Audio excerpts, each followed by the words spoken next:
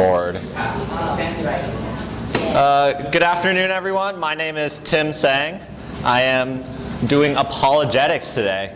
So, yesterday we dealt with evangelism. Evangelism is about sharing the gospel with someone else. And you look at what they think about them and being able to clearly present the gospel. And if they have questions about it, or they doubt it, or they present a different argument, part of yesterday was having a tactical approach to deal with those responses. You evaluate their claims. I don't know. I'm not sure about how you feel about that. I don't know if that's well-founded. You can evaluate what they currently believe. But it comes around. What happens if they evaluate what I believe? Now, as Christians, we should be able to defend the faith well. We want to have a good reason to show that we have a good faith. So one side is evangelism. We need to be encouraged to share the gospel with other people, be able to call out to the hearts and the needs what they have. But then on the other side, when we propose what we have to share, they may doubt, they may question. We should have good reason to believe in the things that we do believe. So once again, the last book was about tactics, how you can tactically share your faith and investigate some other questions that people propose alternatively. What happens if they turn it on us and they want to know more about us? Well, that's what today is for. So defending the faith. Defending the faith is thinking about assessing what is true. And I have a couple handouts today. We'll pass one down. This is just a summary guidance for everyone. No, this is a different topic. But this is to reference if you want to compare it to, if you want to take notes. There's a lot of notes to take, but this will help. But actually, first, let me open in prayer. Dear God, thank you for the idea of you as a God who exists. And we can understand you, and we can understand that you're true. Lord, help us to really gain confidence in the person that you are, so that when we share with people, they investigate to see if it's true. We actually have something that's rock solid. We actually have something that is secure. So I pray that this message may speak to people, give them encouragement, and give them more confidence to share with others. In Jesus' name, amen. So defending the faith, it is to assess what is true. You're trying to figure out, is this Christianity for real? And you use persuasive arguments just as you would for doing normal activities. I think this is really good. This is a good deal. You got to buy it. Try this website. Persuasion can be logical. It can be reasonable. And this is actually quite typical of decision making, really. How many of you guys have ever had a life or death decision? Maybe, kind of varies. I'll give you guys a life or death decision. Maybe you guys know someone who did something like this or had to do something. They had to cross the street. I don't know if you guys have ever done that before, but can you cross the road? You could get hit and die. That's a very true fact. What would make a person think that it's safe to cross the road? I don't know. Well, actually, there's a couple of reasons why it's safe. Hey, there's some ground markings. That's pretty good. There's some traffic lights and pedestrian lights. I can see those. I can see this car's current speed and how they're doing. And I know how fast I go. And these people everybody's licensed, so there's certain qualifications. So how many people cross the road thinking about these reasons? Maybe, but these are pretty good reasons. But even still, some people can doubt. Safe with ground markings? Who validated that? Are you sure about that? You trust the government knows all these things about the ground? Traffic lights and pedestrian lights? Maybe they're calibrated differently. People can run red lights too. You trust them? Cars can still speed up. You don't know that. You know your own speed to cross? Sometimes you you trip and then you won't make it and then you get hit. Licensed drivers don't want to hit people? Are you sure they're licensed? You don't even know these people. Are you sure they don't want to hit people? You know, there's some crazy people out there.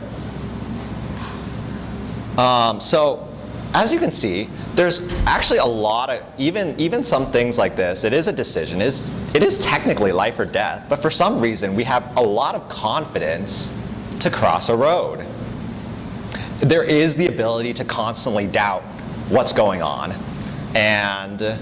but somehow we do it. The reason for that is we reach a certain criteria. It's like, I think most people are licensed. I generally know what speed I take. I know how respectful people are. I generally know things about the government. Are you 100% guaranteed? Technically, no, I can't answer all these questions, but I have a lot of good reasons to think I can cross. And we have a debate example for the resurrection. I love it. There's two people going at it. One of them, the atheist, he says the resurrection is extraordinary. So he wants extraordinary evidence to support it, because it's like so crazy, so novel. He wants a lot of abundance. The other guy is like, maybe you have an a priori or a conceived belief beforehand that miracles can't observe. So your level of belief, I don't think that's going to be enough, no matter how much evidence I pour onto it. So let us take a look. Hey, no, that's what the Okay. This is as high as it goes. We'll put it in the middle near David if you want to hold it so everyone can hear.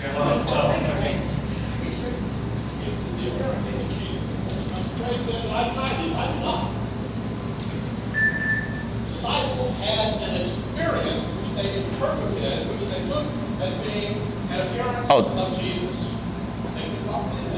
How do we account for that? How can we say that they could possibly have had such an experience? Well, once again, he very quietly and dismissively disregards an explanation of hallucinations.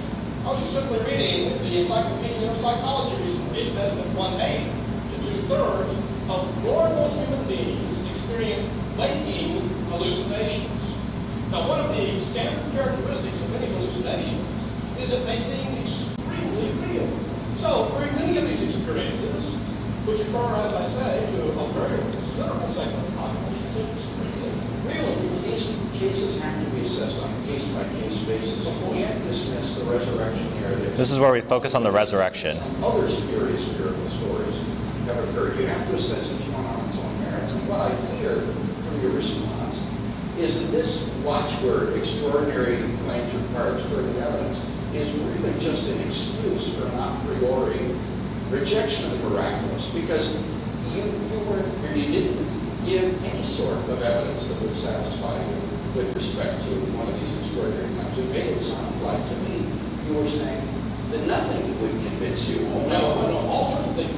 Well, with respect to the resurrection, though, I mean, you even said there was a video camera. You'd say it was a fake stone that was rolled away. I mean, what sort of more reasonable hypothesis?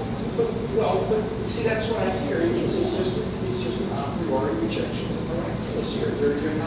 There isn't any kind of literary testimony, historical testimony that would convince you. So once again, this extraordinary evidence in no way implies a bias with the supernatural. It's simply an application of a rule which we use in our daily lives. But you're saying that when you say extraordinary, what you're saying is no amount of evidence would convince me of these extraordinary things. Sure it would. If tomorrow morning, immediately after breakfast, suddenly there was an earthquake, and a silvery light shone in the sky, and the leaves dropped from the trees. And I dashed outside, and there, towering over us like a 100 Everest, was this giant figure with lightning playing around his Michelangelo-like face. And he pointed down saying, "Be assured, Keith M. Parsons, that I do in fact exist, and I'm sick of your logic chopping. Dr. Craig, I will join you in the pew of the church, in the pew of the church the next Sunday." How many of you guys think that this guy's reasonable? He brought up some good points. It's understandable. Understandable. Well, we'll see. We'll let this play out. The question and answer period. We're going to go to the question and answer period, so we go to the microphone. You don't think that you would have said, "Oh, I was having a hallucination"?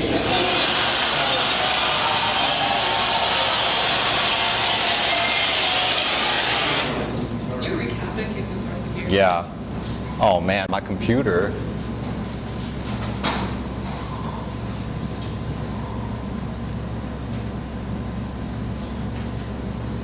So, what do we think about that discussion?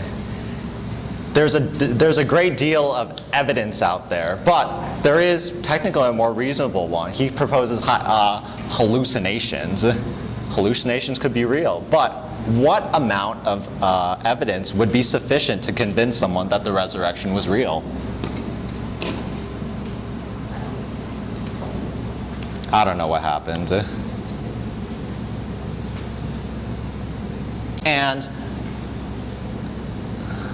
can we eliminate all possibilities for a perfect crossing? No. So there are some criteria that we use, and I think the basic ones that we're normally using is a legal criteria. Law or court decisions make this, and for some it's a preponderance of evidence, an abounding amount. Beyond a reasonable doubt is another common one. Can a baby strangle its mother? I don't know.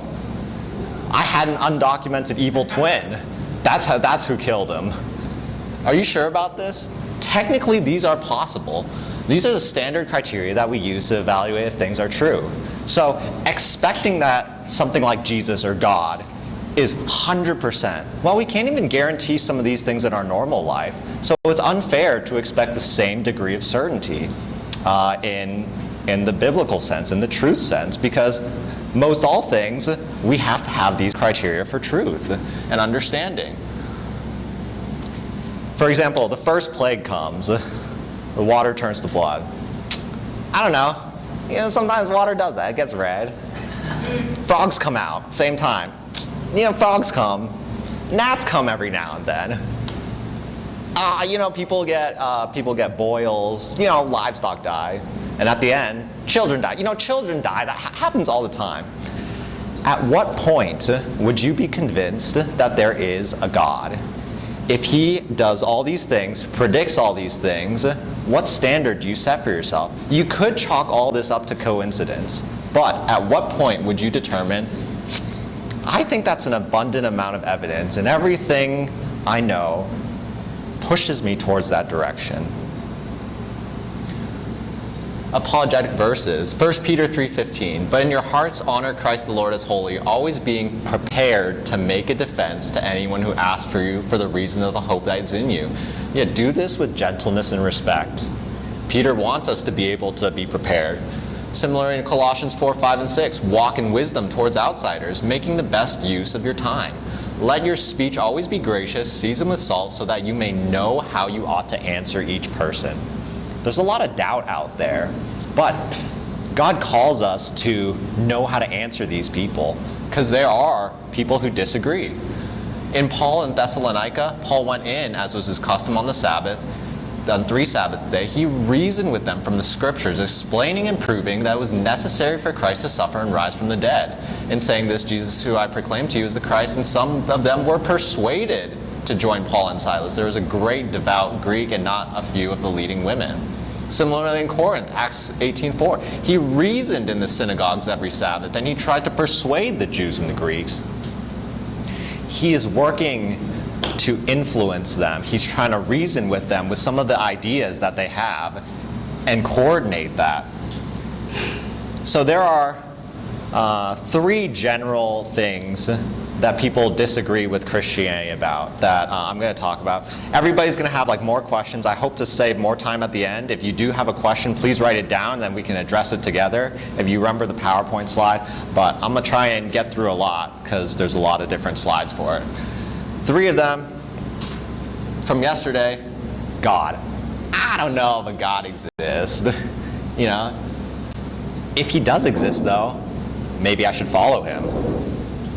Jesus. I don't know if Jesus exists. Because if he doesn't exist, I shouldn't follow him. Is Jesus God? Well, if he's not a God, I shouldn't follow him. If he is, maybe I should. And the Bible, which is where we get this from, is the Bible reliable? If it is reliable, I guess I should believe it. So we think about these 3 things right here. First one, God. God is this kind of being that exists. Is he really real? If I think he might be real, maybe there's a case that Jesus is a God. if Jesus really is a God and he says that he's proclaiming through the Bible, maybe the Bible's reliable. If I believe the Bible supports Jesus. Jesus says that he's a God, I guess it supports God. These three are very tied together. If you have good reason to think one of these are true, you have more reason to think the others are true. And then the Christianity is you accept that all of these things are true. But when we're dealing with people who don't know about God, we question. I don't know of these things. They doubt one or several of them. So with that, we're going to investigate first God. Does God exist? Does God exist? Once again, we can't prove completely. That's not a fair standard as we've established. But beyond a reasonable doubt, do we have good reason to think that he does? And we can use logic. And logic has different premises, which is some of the starting points that you have currently observed. And then premises lead to a conclusion where it's like, because I believe this, I kind of also believe this. If the premise is more true than not, the conclusion must follow. So the existence of God really depends on the premises. If you believe the premises, I kind of guess you got to believe the conclusions. First one on the list is the cosmological argument. And the premise is everything that begins to exist has a cause. I mean, I think we can get behind that. We see that nowadays. You push something starts. That's a premise. The universe began to exist. I guess the universe had a cause, if you believe that these things are true. It's actually pretty hard to deny. Have you ever seen anything that began to exist but had no cause? I've never seen anything like that. So I kind of agree with that first premise. I think that everything that has began to exist had a cause. The universe began to exist. It's actually well regarded in the scientific fields that the universe had a beginning. They call it Big Bang or inflation, expanding universe through redshift and cosmic microwave background radiation. A lot of people agree, and then that pushes us to maybe the universe had a cause. Maybe God is that cause. The complexity argument. We have two fun photos. Does anyone know what quarter this is on? New Hampshire. Old man of the mountain. Looks like a man. This is the old man of the mountain from a different angle. This one's Mount Rushmore. Which ones were natural? Which one required human intervention? And that's the essence of the complexity argument. Complex objects are created by a designer. Have you seen any complex objects not created by a designer? Okay, yeah, I guess. The universe has objects that are complex. Some people are in school, they spend their whole life on like one tiny aspect of it with their PhD. There's a lot of complexity in the universe. Maybe the universe had a designer. Once again, if you accept the premises are true, do you think that you would have to argue that there are complex objects that can form without a designer? Or the universe has no complexity? One or the other. If you believe those two premises, you must believe the conclusion. Similarly, the information argument. This one versus this one. Which one did I write? This one compiles. This one does not compile. This one was created by a password manager. But information is created by an external intelligent being. I've never seen any information bits created by a non-external being or just happen without external intervention. It's not created randomly. The universe has information. What do you mean by that? Proteins and nucleic acids are packed filled with information. Geneticists have started to recognize the DNA as more of a code where it has if-ands and it'll call out to other parts of the DNA segment to activate or deactivate. That's a lot of information packed into that line. How could that be? Maybe the universe had an external, intelligent designer. The moral argument. People believe that there is a moral standard that people should follow. Okay. if there was no moral standard, you can't advocate and against any behavior, because if you're like, hey, this is bad, and then someone else is like, I don't think it's bad, what position are you to say that that person is doing is wrong? Moral standard is really useful because everyone who advocates against something advocates because they have a standard that they want to met. So most people generally agree that there is actually a moral standard. Otherwise, you can't advocate against any activity. Like, someone's like, I like taking stuff from people, and someone's like, no, that's morally wrong. It's like, I don't know, what standard are you talking to? I think it's fine. Unless you believe that there's an objective moral standard, you cannot say to that person that his behavior is wrong. So generally, there's a moral standard. Conclusion? There are moral standards. Standards must be set by something. Who could set these moral standards? And then the thing that sets it is generally agreed as some kind of God being outside of our understanding and control. Do the premises are more reasonable than not? And then that gets us to the conclusion, maybe there is some external being out there, because I believe the premises to be true. I sense this so deeply, and because of that, it leads me to think that maybe there is a God. There are technically other arguments for God that I don't want to get into now. Some make more sense than others. Some are more convicted by others. So I put up a list. But do we have a good reason to think that God exists? Based on the idea that I have seen all these premises that are so real to me. If I apply that consistently to the idea of God, maybe he does exist.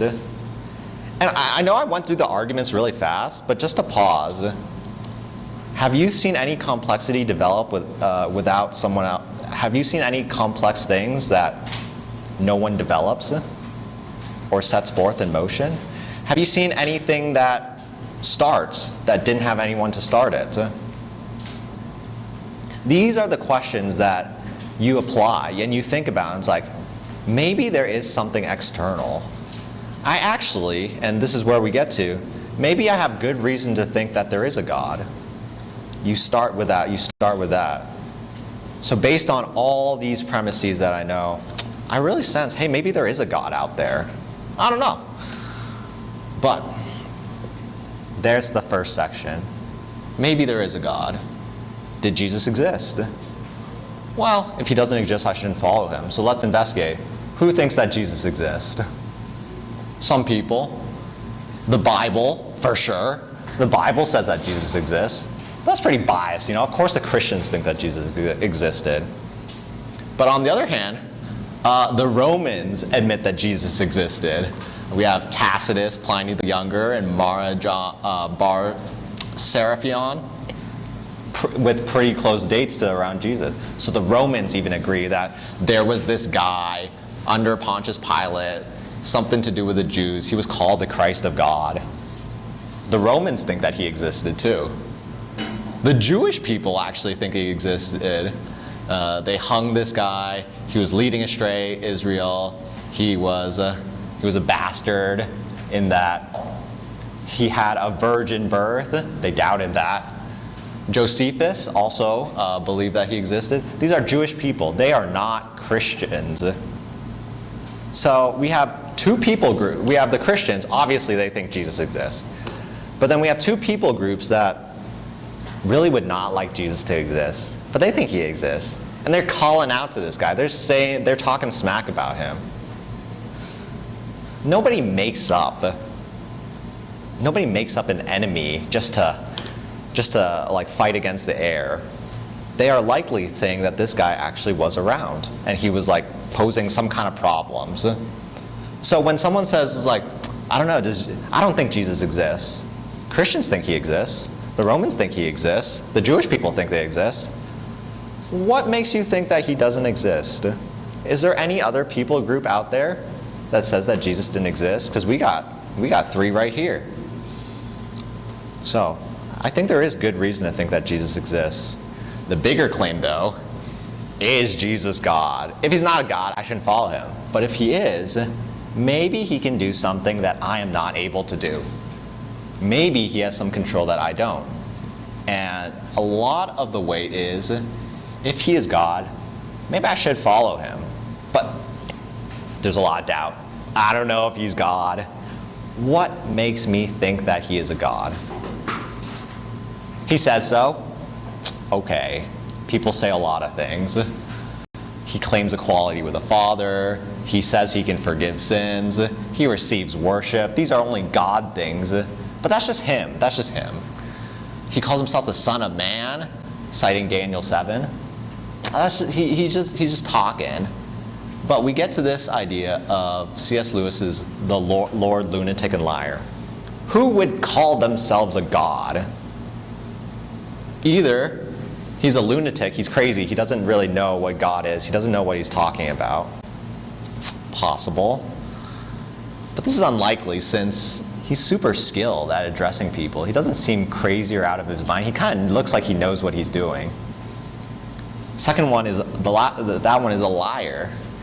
He's lying, he's trying to gain something. He's strategic about it. But he also is proposing the highest moral code that anyone else has ever proposed. He's trying to lead this life of super moral, good behavior. And is he a liar? Would a liar teach other people to live a super moral life? I don't know. Unlikely. So maybe the only case for calling yourself a god would be maybe you actually are a god. That would actually be a valid claim to think that you are a god. He does miracles, that's for sure. That's something that probably God could do. And he fulfills some Old Testament prophecy, which is pretty deifying. Sounds good. But I think the best case for seeing that Jesus is a God is the crucifixion and the resurrection. Does anyone know why he was crucified? For what cause? Matthew 26. We start with a false testimony against Jesus. He says he's going to destroy the temple of God and rebuild it. And then we get to this section. The high priest said to him, I adjourn you by the living God. Tell us if you are the Christ, the Son of God. Okay. Jesus says to him, you have said so, but I tell you, from now on you'll see the Son of Man seated at the right hand of power and coming on the clouds of heaven. You may look at that. I don't know. Is that bad? Like something about Christ, Son of God, and then he changes to Son of Man. Maybe it's not referencing Daniel 7. I don't know. He doesn't quite claim that he's a god right here at this moment. Is it not going to be clear? Maybe, because maybe the Jews are going to put some more questions, put some more pressure on him to really get him to crack. What do we see in the next verse? Let's see how the Jews clarify themselves and really get to Jesus. Oh wait. The high priest tore his robes and says, he has uttered blasphemy. What further witness do we need? You have now heard his blasphemy. What is your judgment? They answered him, he deserves death. If Jesus was not trying to claim that he was a god, why did the Jewish people, the convicting people, say nope, that is enough. That is enough to execute him. He has done it. If he really was saying oh, I'm not a god, he would be no, I'm actually not, just kidding. He would back out. He'd be out of it. There would be no crime to accuse him for because he doesn't admit it. But he's on the chopping block for saying that he's a god. He's committing blasphemy right here. This is all the Jews need. And because of that, that starts him down the cycle of having to get killed. Had he not said this, he wouldn't have died. Similarly in Mark, false testimony, destroying the temple. The high priest asked him, are you the Christ, the Son of the Blessed? Jesus said, I am. You will see the Son of Man seated at the right hand of power and coming in the clouds of heaven. Another similar aspect. High priest tore his garments immediately after that. After this section right here, what further witness do we need? You have heard his blasphemy. What is your decision? They all condemned him as deserving death. Mark agrees with it too. He claimed to be God. That's why he gets to die. Luke, if you are the Christ, tell us. But he said to them, if I tell you, you will not believe me. And if I shall ask you, you will not answer. But from now on, the Son of Man shall be seated at the right hand of the power of God. Similar aspect. So they said, all right, are you the Son of God? He said to them, you say that I am. What further testimony do we need? We have heard it ourselves uttered from his lips. Luke affirms this too. The cause for crucifixion, we have the last one in John. It doesn't quite cite the Jewish trial investigation. Pilate speaks to the crowd. The Jews answer him, we have a law, and according to that law, he ought to die because he has made himself the Son of God. Pilate knows that the claim is that he's claiming to be some Godhead person. The people know that he's claiming to be some Godhead person. Jesus knows he's claiming to be that Godhead person. All four disciples cite the reason for death as being deity. Jesus knew the claim. Otherwise, he'd just be like, hey, you're mistaken. I'm actually not like that. He knew the claim. He went to death. The Jews knew the claim. That's why he's on trial. The Romans knew the claim because the Jews were yelling it at them. Everybody, the reason on the case is that Jesus says that he is God. No misunderstanding that Jesus says that he is divine. Everybody says so. Jesus must die because he calls himself a God. Question though is, what if Jesus doesn't really die? Maybe the punishment is not fair. And maybe it's because he actually is a God. He wasn't wrong at all. You know? If the resurrection happened, Jesus is God. Because the reason that he died is he falsely claimed to be God. If he doesn't actually die, doesn't that indicate to you that maybe the punishment was not right? Maybe by some divine intervention, God's like correcting the universe, telling you that, hey, you said he was a God. He's actually not. He's going to hit the undo button, and then he's going to be alive. Jesus' resurrection is the key case that shows that he is a God. Why do we think the resurrection happened?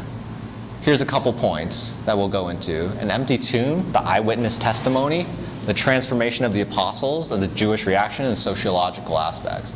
Empty tomb. It's easy to prove if Jesus didn't rise from the dead if you have the tomb. He's still here. The Jews knew that, and what'd they do? He said, sir, remember how that impostor said, while he was alive, after 3 days I'll rise. Therefore order the tomb to be made secure until the third day, lest his disciples go and steal him away and tell the people he has risen from the dead. And the last fraud, which is claiming that he was a god, will be worse than the first, because then he looks divine. Pilate said to them, you have a guard of soldiers, go make it as secure as you can. So they went and made a tomb by sealing it with a stone and setting it with a guard. The Jews knew that if they had the tomb there, if Jesus was there, problem solved. The movement still kept going. Maybe it's because the Jews did not have a strong way to show that Jesus wasn't God. This would be an easy checkmate move, but it didn't happen. Great stone, they sealed it and they set the guard. Eyewitness testimony. We got a bunch of people, the women, the disciples, the Emmaus, the 500 in 1 Corinthians, the Ascension, and Paul, all believed that Jesus had a bodily resurrection with multiple people. And they said it was not just like a spiritual, like I sensed it in my mind, but they said he was actually here. That's a lot of people. A lot of people say a lot of things, but this is a lot of people. And then a physical resurrection means that maybe there's some physical evidence that we should be able to attest. If you were to make something up, wouldn't you make something up that you could more easily support? A physical thing is much harder to support than a mental or a spiritual or a visionary thing. They went with the hard one and said that he actually came. He actually had eyewitnesses. Okay. The disciples were transformed. First, they were confused. They doubted Jesus. Peter denied him. They were hiding away. But somehow, they were proclaiming. And even this Paul guy who hated Jesus starts proclaiming him too. Nah, Jesus is a good guy. The disciples also died for their faith. They believed that there was something after death. Why would they die? Why would they think there's something after death? Maybe because they saw this dead guy come back to life. There's good reason to think that there is a resurrection, that Jesus can overcome death. Why would this transformation happen? If he actually came back, that would be pretty empowering. That would be pretty transformative. I think some people, maybe this is a lie or a conspiracy. The problem, though, is that conspiracies are kind of unstable. If anyone knows the prisoner dilemma, especially with high number and high pressure. I think an example to give to you guys, like if we all colluded, let's all work together. Let's all like take our age and double it. We're just gonna say like, so I'm like 27, so I'm 54 now. And then I want all of you guys to double your age, and when we walk out, we had this magical experience where we all like doubled our age. Do you think that's sustainable to make up a lie with this many people? Like someone's gonna be like, I don't think you're that age. And then one of you guys is gonna be like, okay, yeah, it was just a joke. The guy just said so. And especially if there's high pressure where it's like, nah, I don't know. I got your family members right here. They have a birth certificate saying that you're not that age. They can level it down like, and when you get to the persecution level where they're like, I know you're not 50. And I'm gonna beat it out of you. You just have to admit that you're not 50. Just tell us that this was all just a joke. It was just like some funny thing. We'll make you the spokesperson, and everyone else will agree. You know, just tell the truth, man. Just tell the truth. If I really was lying, I'd be pretty convicted to tell the truth. And we get some ideas of false confessions like this, where people are like, maybe I tell something because it acts like this. It acts like this. So it's pretty unstable to have a large conspiracy with high pressure pushing you to tell the truth. It's much harder to convict people to maintain a lie, especially the one below. No one lies for a disadvantage. If you get pulled over and then the cop comes to investigate you, and he's like, do you know why I pulled you over? What kind of lie do you normally do? You would not say, why'd you pull me over? Because I have drugs in the back and I killed a person. No one lies for a disadvantage.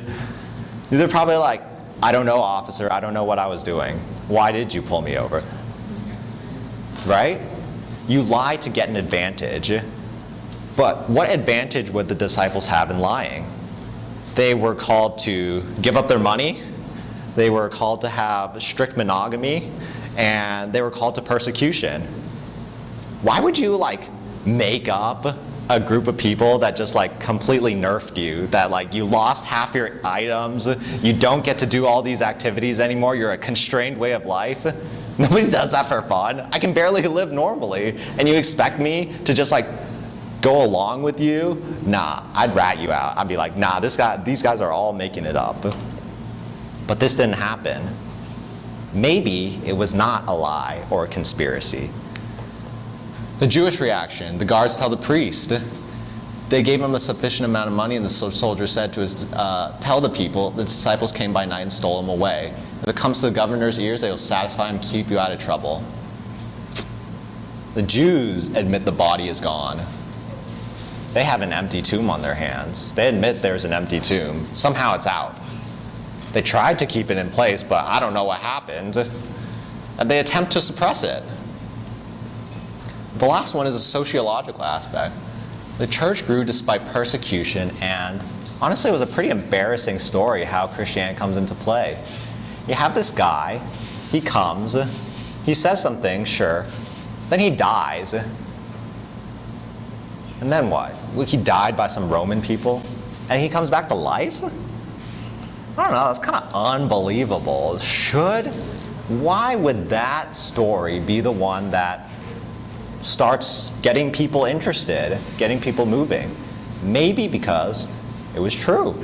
Maybe because people really did believe it. And I think the other part is they moved the worship date from Saturday to Sunday. Jewish people, even nowadays, they worship on Saturday. But somehow, at that year, around the early centuries, people started worshiping on Sunday. There must have been some transformation that happened that prompted them to move in that direction. Maybe because something happened on Sunday, I don't know.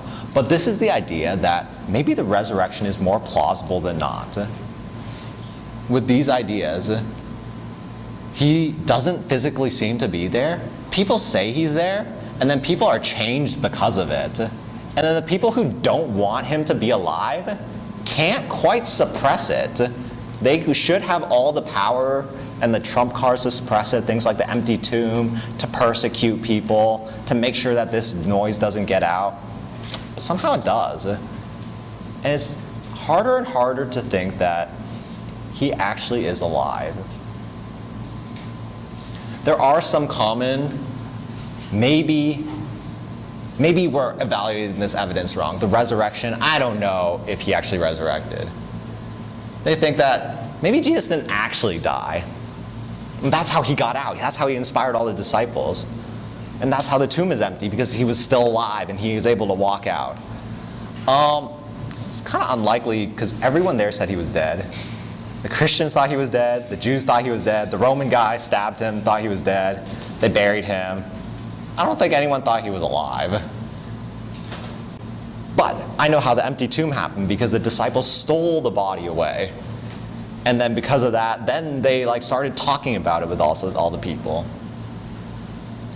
It's unlikely, because even the disciples mentioned that they don't think that he was coming back. No one writes embarrassing testimonies about themselves because they're false. And once again, you run into the problem of a collusion of people maintaining a lie, once again for a disadvantage. So the theft theory maybe is possible, but you have to deal with the idea of people are colluding together against the greatest government in the area, against a lot of people, against a lot of odds, but they admit that they don't think that they're able to do anything about it. There's a lot of power imbalance between the Romans and the Jews, because they're going to heavily suppress you if you get this steal off.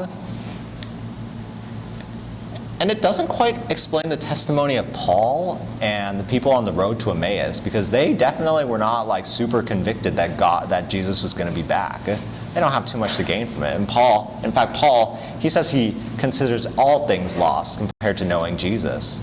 Why would that transformation happen? So it's unlikely the disciples stealing the body transformed, unlikely that Jesus' body really was stolen, because there's a lot of people things that need to happen in order for this to be the case. I think we got to some things earlier with the hallucination theory. The disciples were hallucinating, and that's how they believed that he was alive, and that's what empowered them to start preaching. But it was just a hallucination. Possible, but hallucinations are highly individualistic and highly subjective. There have been no reported multiple eyewitnesses. They said there was over 500 people that had a simultaneous hallucination. That's kind of unfounded. They also require hopeful expectation. But the Christians there weren't even hoping for it. And lastly, if they really were hallucinating, how come the tomb is empty? The Jews would just be able to show there's an empty tomb, and then, hey, you Christians are actually hallucinating. Jesus is still here. But somehow the Jews were not able to end that. They can't deal with the empty tomb. Hallucination is insufficient to deal with the idea that Jesus is God. Maybe the disciples went to the wrong tomb. Well, then the Jews would send them to the right tomb. Maybe there was some Jesus lookalike who came after, and that's how the disciples were transformed. They could just send them to the right tomb again. There's a lot of ideas, there's a lot of hypotheses that people can contrive in their minds to explain the evidence above. But the question is, was his resurrection beyond a reasonable doubt? Now, I could contrive a way to explain all the evidence. The aliens came and zapped up the body, and then they all had simultaneous mind transfer hallucinations at the same time, including the Paul guy. And then the Romans just couldn't quite get a handle of them through the aliens. Is that reasonable? Do I have good reason to think that's possible, a possible case for it? At this level, this is like thinking that a baby can strangle its mother, or you have a twin look-alike who's completely undocumented to everyone. If you feel convicted enough to think that maybe there's no evil twin, maybe I can cross the road, The next question is, maybe did Jesus rise from the dead? How much do I have to contrive to explain all this evidence? So conclusion, he says that he's God, he does resurrect, he's punished falsely for claiming to be God, and that punishment was ineffective. And then, is there good reason to think that Jesus is God? I don't know. If he came back, I really think so. Last one, I'll go faster. And this is around, is the Bible reliable? Is history knowable? What criteria would you use to think that a document is reliable? I have before me a copy of the Declaration of Independence.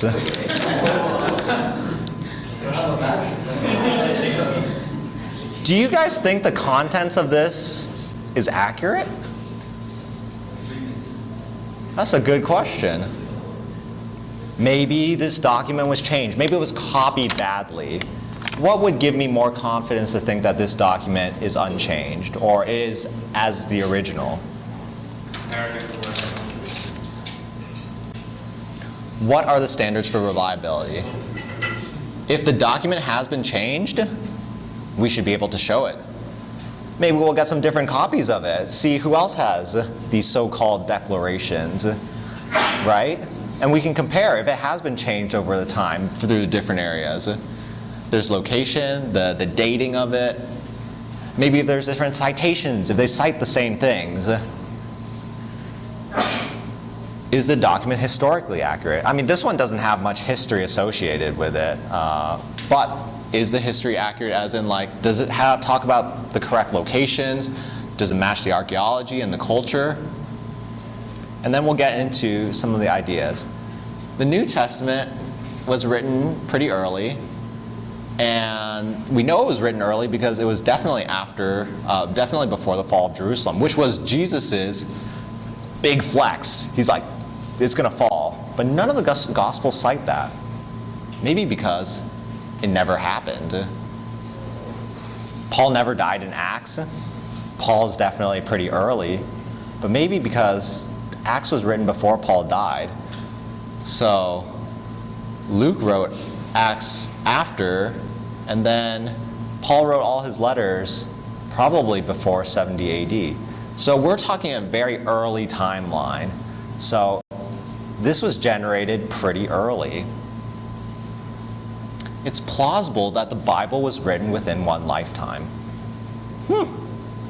If it is, let's see if there has any changes. Are there any other ancient documents of history? Maybe we can compare to see what other reliable history books are there. Does anyone know any ancient historical books, like a historical record? Histories? By what? Herodotus. What year was that? I have no idea. We have Sanguoshi, Record of the Three Kingdoms, common for the Asians. It was written pretty early, but even that, the historical facts have become confused with romantic traditions of the period. It is an invaluable historic research. Its information, although full of errors, is nonetheless more accurate than other later writers. They have some evidence, but there's some errors, so they know that there's some problems with this. What are some other historical documents?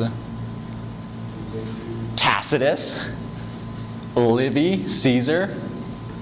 These are the earliest known time gaps. So 1,400, 1,000, number of copies, maybe on the order of 20. What standard of the Bible? How many Bible copies of early times would you expect to be convinced that maybe the Bible wasn't changed? Maybe if I saw this number between like 600 years after the event, and these only go up to 20. Let's say like 30 or something. Well, we have some around less than 50, even up to 200 years, which is pretty recent compared to the others. There's over 5,000, which is far more abundant than the other documents. I'll skip that.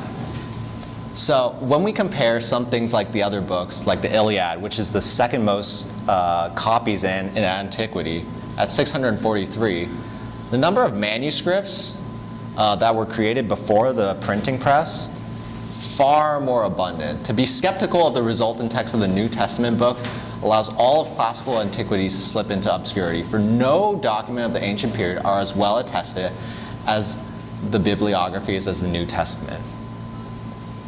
So the New Testament has all these copies, and they can verify the changes, but they can't identify any major ones that are like too crazy, especially doctrinal issue ones. Jesus, from very early on, has been cited to be God and has demonstrated no major changes. There's also a bunch of people who also talk about the Bible, and then their citations also attest to some of these facts.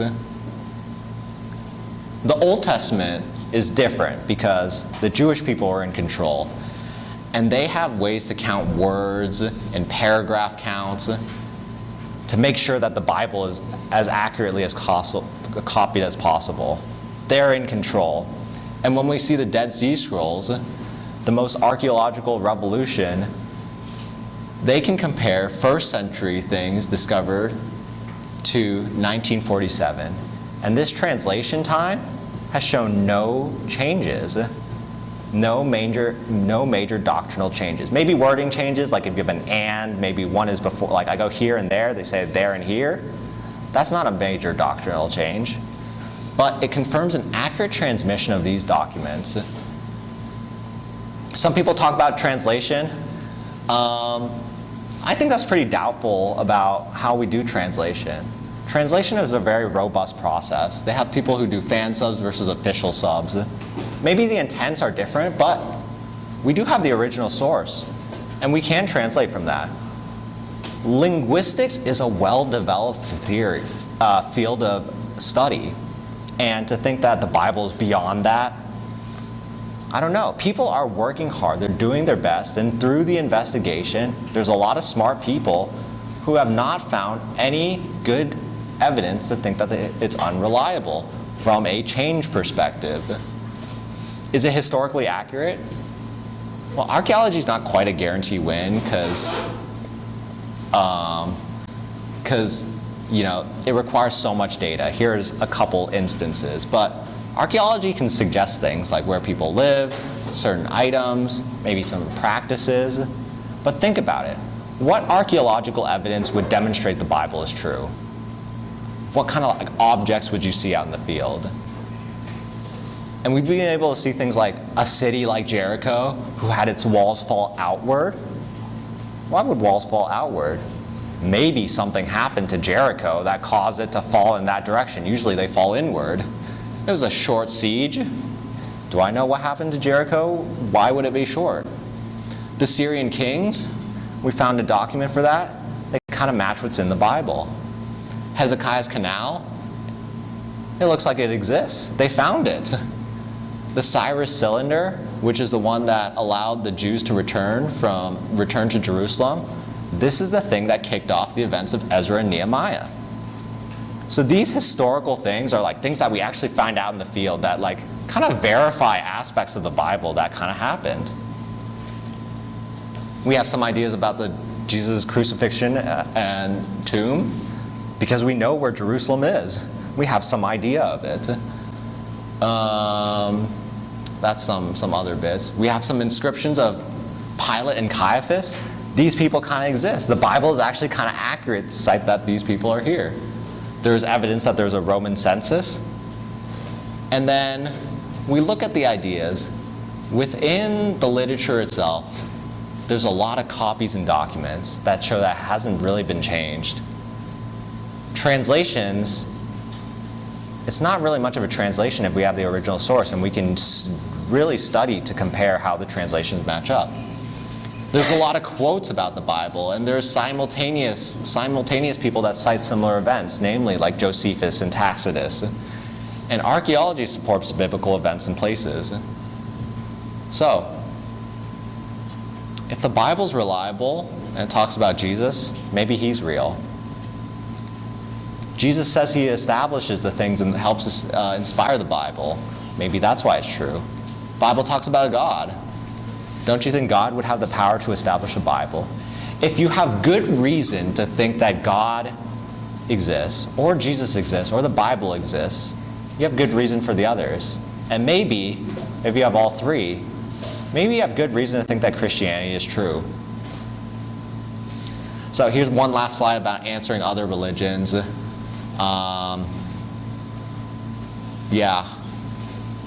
So I have a final summary slide, which is similar to the ones that you have. But the big idea is we cannot establish anything with certainty. But can we believe Jesus is real beyond a reasonable doubt? Can we believe God is real beyond a reasonable doubt? Can we believe the Bible is true beyond a reasonable doubt? That's the question that apologists need to answer. And that's the question that people have evaluated and have come to a particular conclusion. And if you think these things from the evidence is possibly true, maybe Christianity's right. So I thank you for everyone. I think we started a little late, but that is the presentation. So I have some time. If anyone is wants to raise their hand, ask particular questions, they doubt certain things, they're like, I don't like this part about the slide. What about this? Doesn't this counter some ideas about God, Jesus, or the Bible, or propose some other religion? I'm happy to answer them now. So if there's a friend that that's wondering these things, if you saw something online that seemed kind of cool, let me know. Does anyone have anything to propose? In the back. We were discussing this in a small group, but someone in college attended a religion class, and they were kind of talking about how the Old Testament is very similar to paganism religion, and how, I guess essentially the class was talking about it's difficult to prove what came first in a way, kind of creating a little bit of doubt. And I just didn't. I think my knowledge was kind of limited in that. I wanted to ask what your take was on that.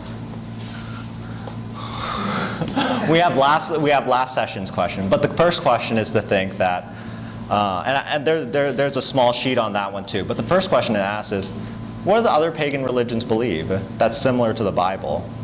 Are there any differences that we can identify? And there's an abundant amount, a monotheist, certain moral aspects. So it's unlikely that they copied off of each other because, I think the idea of God can be common to a lot of people. But this particular God of this form, with this historical accuracy, I don't know. It seems kind of different. And to think that it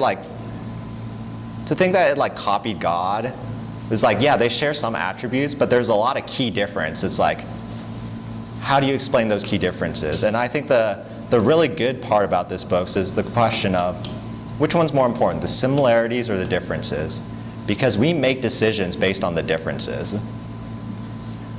So I think there's a lot of differences between Christianity and other pagan religions. We can track who came first, but is the content true? And if they have these other religions, are they true? Maybe we can evaluate them in the same way. One thing to kind of note is that even in the Bible, it's pretty clear that for much of the history of religion, the Israelites didn't really believe in salvation, following essentially, as historians noted, all kinds of pagan religions. So it's not even necessarily wrong to say that it's just the Bible records a certain perspective. I think a lot of non-Christians might have questions about denominations, if you guys are all one religion, why are there so many denominations, and how come these denominations seem to really disagree on important things? Yeah, there are a lot of denominations, but the denominations do not disagree on these particular criteria. I would say they majority disagree on smaller criteria that many would not regard as essential to the faith. For example, do tongues exist? The presence of Jesus in the communion. Infant baptism is another common one. I think the way the Trinity, who sends the Holy Spirit, Jesus and the Father, or just the Father? When is the end times coming? Do we get raptured before or after that? These are not major things, and I think that they are also not essential to salvation. You do not have to believe a particular thing about God's presence in the communion to be of a particular kind.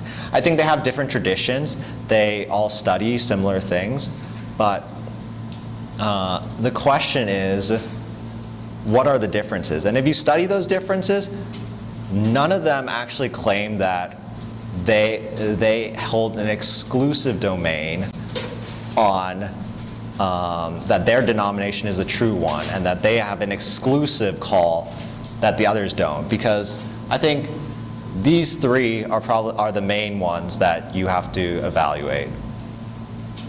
The others, I think that's a worthy discussion to discuss because you're passionate, because you're interested, but I wouldn't say that they are essential. Anyone else? Could you go back to that slide about like there's one about like interpolations, like you skipped? Translations? No, interpolations, like the Jesus with the adulterous woman. Like. Oh yeah. Oh man, I don't know why my computer's not working. I can only use this. Oh, maybe I can go like this.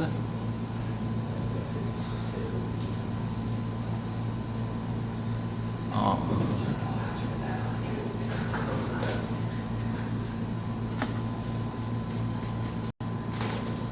Textual variants, is it this one? It should be. Yes. So textual variants do exist.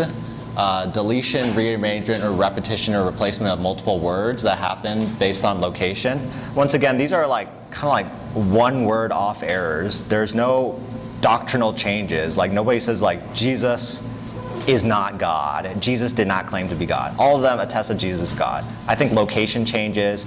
You can imagine that when you copy things, they're not right. There is these two sections, because we have so many copies, we can actually identify that these do not show up on the earliest copies of the manuscript. It doesn't mean that it's not actually there. Maybe there's an earlier manuscript or other parts of the documents are lost. So it's not as confirmed. But because we have so many, we can identify within the early centuries that this one was here, maybe one before wasn't, but maybe there's actually one hidden out there that actually has them both. But these differences are useful because it proves that the manuscripts are not actually all centralized. If they were centralized, there was like one guy just solo printing them out, he would print out the same things. But this shows that there was an organic growth of the manuscripts and documents. It wasn't a collective one person, one or few group operation, especially if you consider how dispersed it was as it goes on. What was your question? I never addressed it. I just wanted to see it. Okay.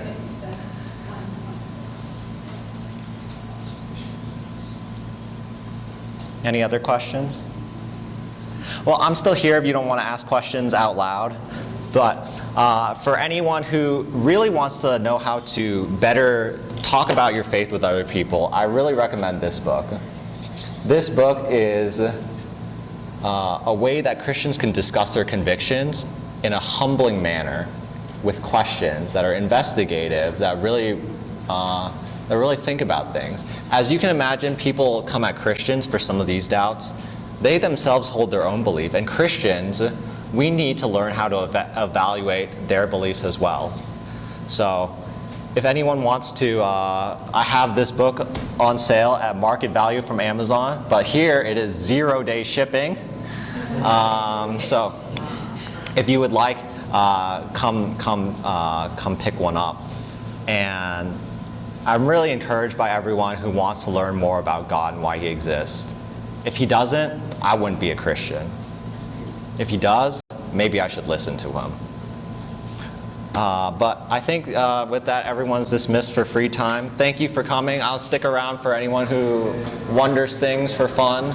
And also if anyone finishes the prayer challenge.